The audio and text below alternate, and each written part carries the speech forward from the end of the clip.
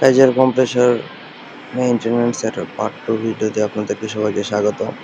তো আগের ভিডিওতে আমি দেখিয়েছিলাম যে কম্প্রেসর থেকে আমরা পুরাতন অয়েলটা বের করতেছি।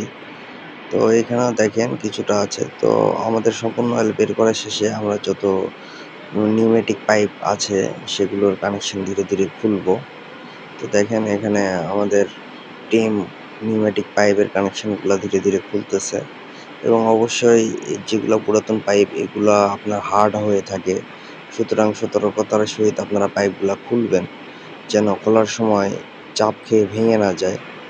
তো দেখেন এরপরে আমরা যে সব অয়েল কুলার লাইনের জয়েন্টগুলো আছে এগুলো ধীরে ধীরে খুলবো, কারণ আমরা অয়েল কুলার এখান থেকে বডি থেকে নামিয়ে ক্লিন করব, অয়েল ফিল্টার খুলবো, সব কিছু আমরা ধীরে ধীরে খুলবো। তো এখানে দেখেন আমাদের একটা কানেকশন খোলা হয়েছে।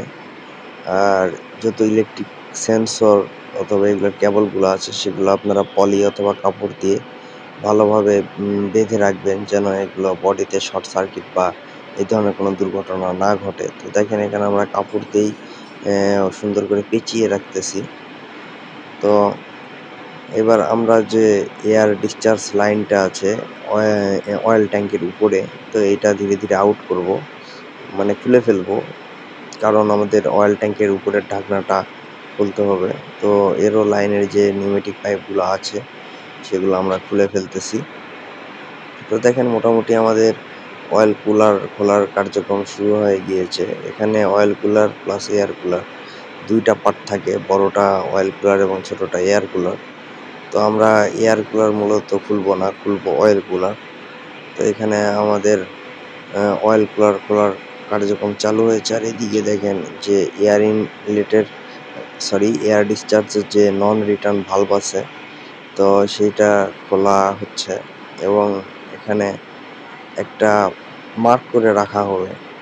মার্ক করলে আপনাকে যখন এটা আবার সেটিং করবেন বা সেট আপ করবেন, তখন আপনার জন্য বুঝতে সুবিধা হবে যে প্লেটটি কোন পজিশনে ছিল। এখানে আমরা সেটি বডিতে ভালোভাবে মার্ক করে নিচ্ছি। তো দেখেন আমাদের মার্ক করা হয়ে গিয়েছে। এখন আমরা ধীরে ধীরে হাইড্রোলিক হোস পাইপ ইত্যাদি সকল কিছু সাবধানতার সহিত খুলব।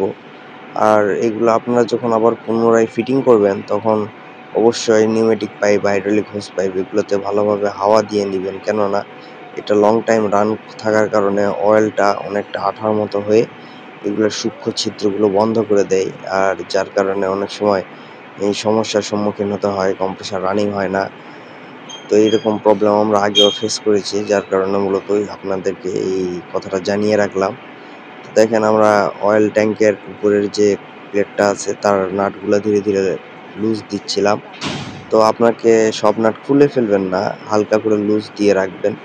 এবং লুজ দেওয়ার আগে সবথেকে ভালো হয় যে এয়ার ডিসচার্জের ভালভটা আছে নন রিটার্ন, এটা একটা বেল্টের মাধ্যমে উপরের দিকে বেঁধে রাখবেন, এতে আপনার অয়েল ট্যাঙ্কের প্লেট উঠাতে সুবিধা হবে।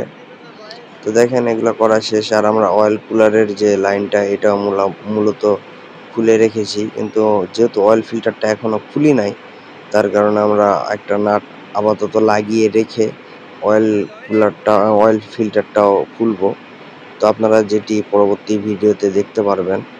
তো অবশ্যই আমার চ্যানেলটিতে নতুন হয়ে থাকলে আপনারা লাইক, কমেন্ট, শেয়ার এবং সাবস্ক্রাইব করে রাখবেন পরবর্তী নতুন ভিডিও পাওয়ার জন্য। তো আমাদের দেখেন অয়েল কুলারের যে অয়েল ট্যাঙ্কের যে প্লেটটি এটি খুলে ফেলেছি। তো আমরা এটা উঠাবো, এই যে উঠিয়ে নিলাম। আর পুরাতন যে অয়েল সেপারেটর এটাও আমরা চেঞ্জ করব। তো দেখেন এই যে এখানে আমাদের অয়েল সেপারেটরটা এখনো উঠানো হচ্ছে। তো এই যে বর্তমান কন্ডিশন অয়েল সেপারেটরের।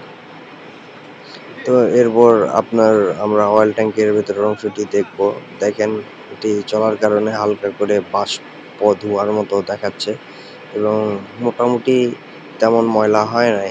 তারপর আমরা এটাকে এসিটন দিয়ে ভালোভাবে পরিষ্কার করব।